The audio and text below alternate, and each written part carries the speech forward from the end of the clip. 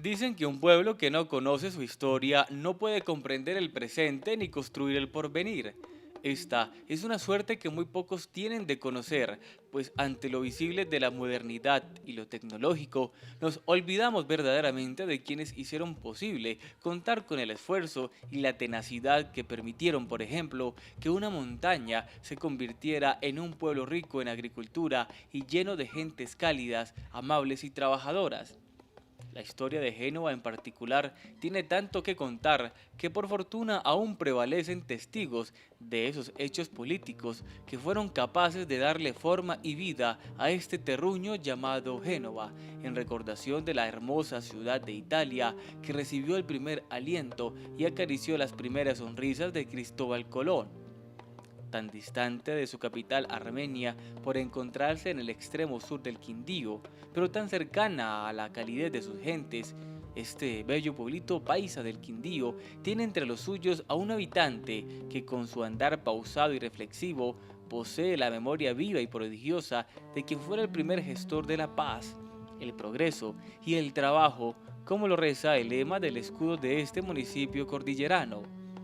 A sus 88 años bien vividos, Luis Dormer Londoño Cardona no solo es el hijo adoptivo de Génova, es el hijo de Luis Foncio Londoño Botero, el primer alcalde que tuvo Génova después de que fuera elegido municipio y quien fuera con su espíritu de lucha un soñador y un vencedor. Mi padre llegó al Quindío en el año 1917 y, y llegó a Córdoba, Quindío,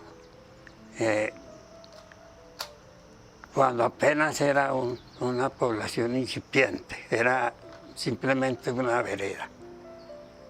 Allí nacimos 6 hijos de la familia, el matrimonio de él con mi madre, que se llamaba Efigenia Cardona Hoyos. Tuvimos 6 hijos que anduvimos siempre con él. Hasta muy altos años de nuestra vida estuvimos viviendo en familia. Una familia muy unida, muy especial.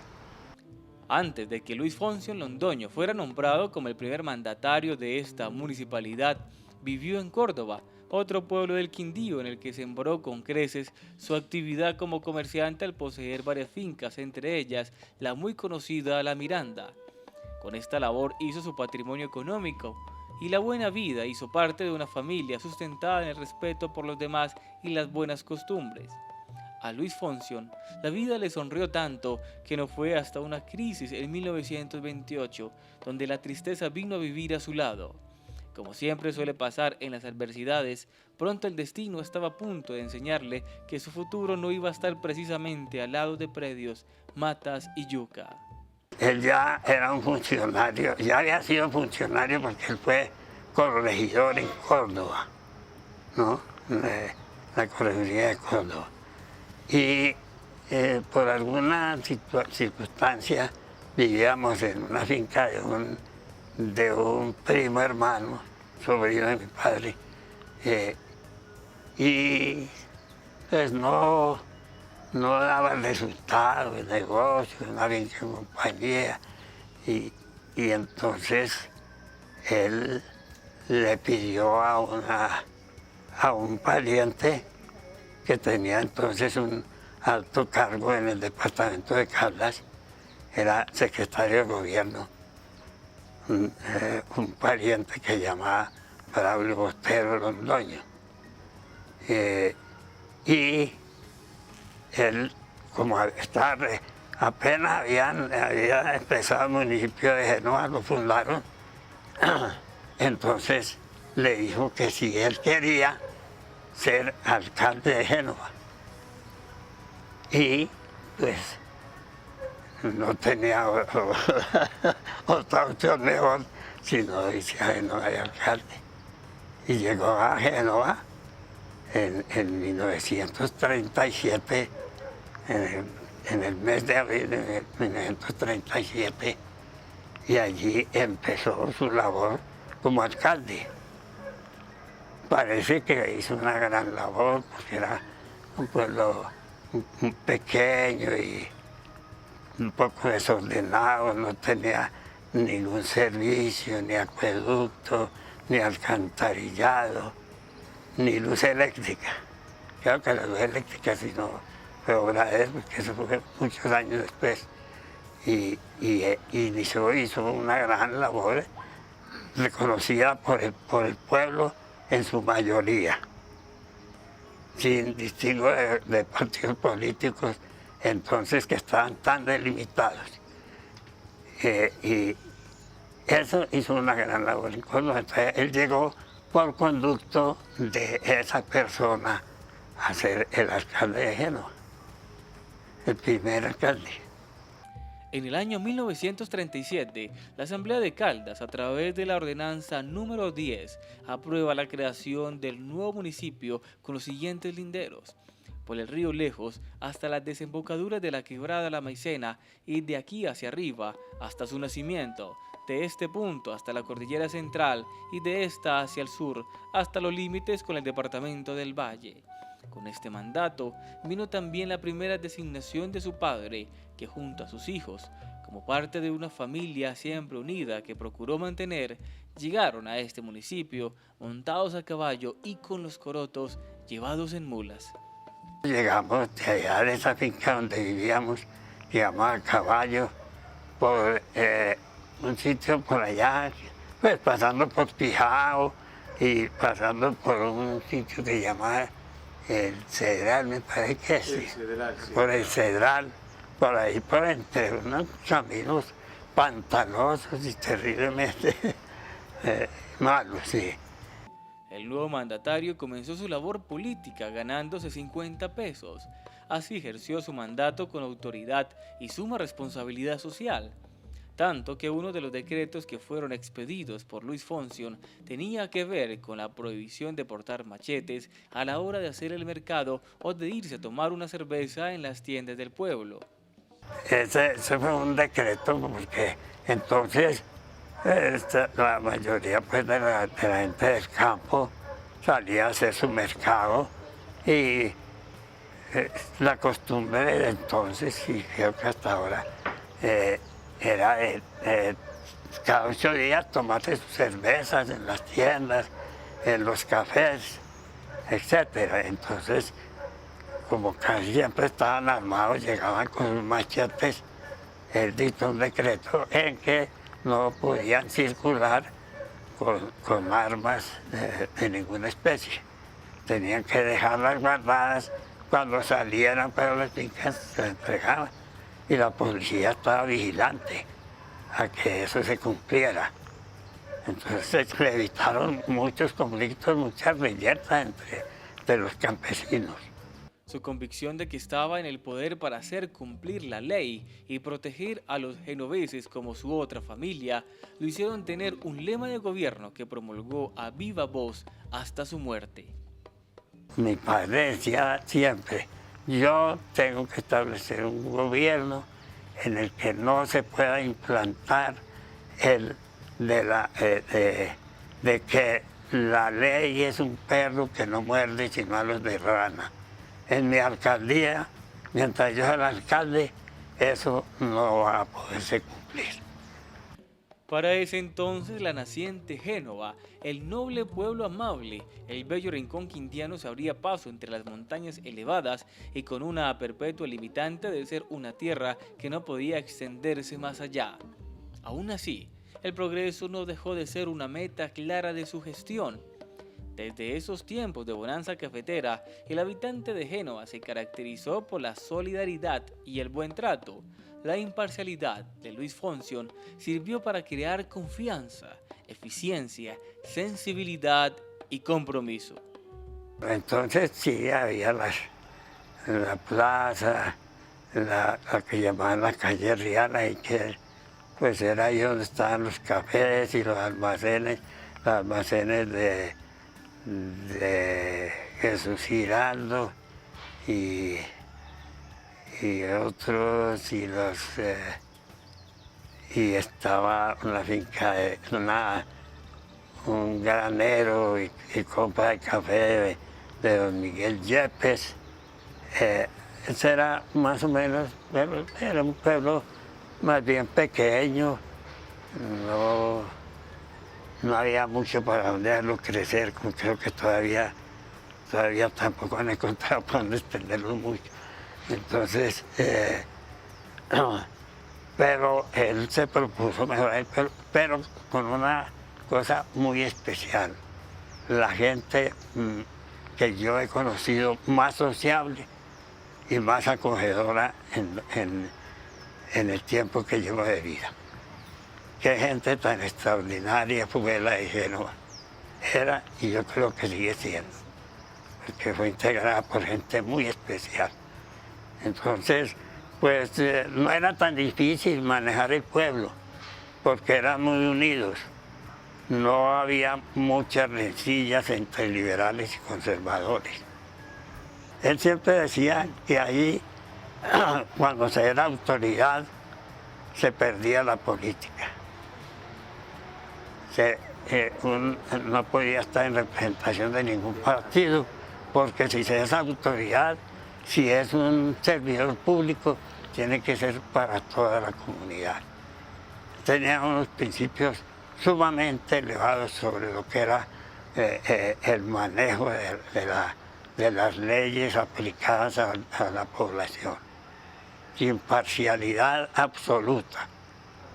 Nunca asumió como un hombre del partido sus deberes de gobierno. Los colonos antioqueños que llegaron al Quindío para abrir montañas y hacer sus fincas dejaron en su paso la huella de la cultura paisa, un legado que hacía parte de la vestimenta propia de la época. Generalmente en el pueblo pues la gente era sencilla, se destacaban algunos que eran como en Bogotá los cachacos, ¿no? Había gente que andaba bien vestida, con su vestido de paño, a pesar de las tierras calientes. Era sencilla, bien tapada, bien pintada. Sí, cubierta. Sí. No había escotes, ¿no? En los escotes eso era prohibido, no permitían que una niña fuera a salir a la calle con un escote muy protuberante, ¿no?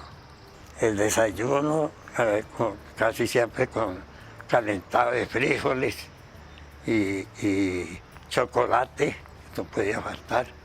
Y el almuerzo, pues la mayoría de las veces sancocho. Por esos días, la mujer genovés, como pilar de nuestra sociedad, se destacó por su prudencia y por una actitud recatada e introvertida.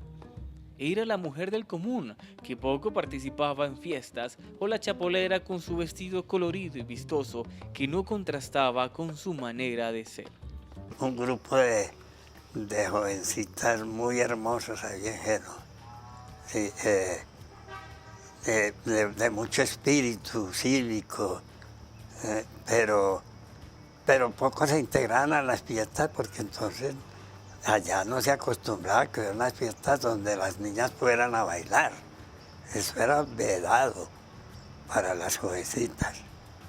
Nosotros llegamos en esa época con ese grupo de niñas y como éramos los hijos del alcalde, pues teníamos acogida con todas y las dejaban que fueran a nuestras casas a hacerle visitas, porque teníamos 3 hermanas que eran muy sociables y se integraban muy bien con las demás personas y con las amigas, y se hicieron amigas, y entonces nosotros hicimos una labor muy importante en eso de la sociabilidad, sí. Como algo que era impensable para la época, el hijo del entonces alcalde Luis Fonsion hizo posible que chicos y grandes pudieran disfrutar del espectáculo del séptimo arte. Llevar el cine para Génova, donde escaseaba la luz, fue verdaderamente una gran hazaña. El cine a Génova lo llevó un amigo nuestro con la colaboración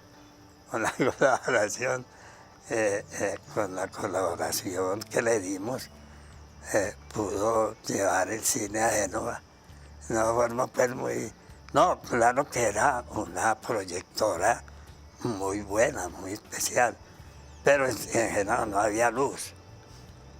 Y entonces un amigo nuestro, al que llamaban el Mono Rada, no me acuerdo exactamente el nombre, porque siempre le decíamos el mono. Entonces, él creyó que podía proyectar un buen cine allá, las películas, y allá no había cine nunca, ya nacían y crecían sin ver cine.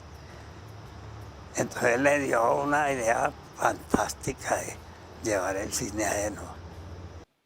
Como eje de la economía del municipio, la recolección del café arábigo, como el café más exquisito y el más apetecido a nivel mundial, permitió una sustancial mejora en la calidad de vida de los genoveses. A falta de mejores medios, su transporte se hacía en recuas, las cuales conformaban a su paso una caravana que era vista por todos como un gran atractivo visual. Las mismas mulas o caballos que servían para transportar mercancía eran utilizadas también para transportar a las personas. Una rueca valía por ahí unos 3.50. 3.50, es decir, 35 pesos al Pues la carga. 35, 40 pesos la carga. ¿Y con eso qué se compraba? Con esos 35, No, pues 40 con pesos. eso se compra todo, porque pues es un trabajador gana por ahí 3 pesos a la semana. Y Eso se entonces, gana un trabajador 3 pesos a la pues mano. 3 pesos y pues que el arroz valía que, yo no sé, era por ahí de 35 centavos. Entre 20 y 35 de esa época Centavos. era por ejemplo, la libra de arroz. En Génova desde siempre se han vivido y sentido sus festividades como un reflejo del espíritu alegre y parrandero del pueblito paisa del Quindío, representado en la cultura que lo enmarca. Siempre se hacían en casi todas las poblaciones. Pues el Quindío, que era lo que yo conocía, yo no conocía entonces sino el Quindío. En todos los pueblos hacían los carnavales, los celebraban con juegos en las plazas principales, hacían los juegos de ruleta, etcétera, y otro que... Toros. Y los toros. Y habían ferias para vender. Y ferias de caballos, mulas, ganado. Generalmente había una feria que era de bestias, pues de caballos, mulas, etc. Y de ganado casi siempre se limitaban las ferias, unas de ganado y otras de caballos, de caballares. Siempre en cada pueblo, y ahí generalmente los negociantes de caballos que estaban en todas las ferias andaban, y los gitanos siempre visitaban las ferias, eran muy hábiles para vender. Los Arbeláez, los Giraldo, los Yepe, los Hoyos, los Cardona son entre otras algunas de esas familias prestantes que ayudaron a tejer la sociedad civil de los genoveses. Fueron las primeras en creer en esta tierra como un lugar prometedor y esperanzador para concebir y criar a sus hijos.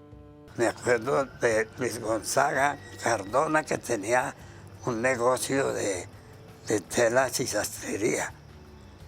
Y entonces él salía a pregonar con su bocina, y se ponía mucha entonación, muy bonito. Decía, baratillo, baratillo, baratillo, en el almacén de Luis Gonzaga Cardona. Y, de ese recuerdo mucho, porque era... ¿Y se acuerda de otra entonación que él hacía o no? Cuando Luis Fonsion ocupó el primer cargo de la alcaldía de Génova, habían pasado ya 49 años de su existencia.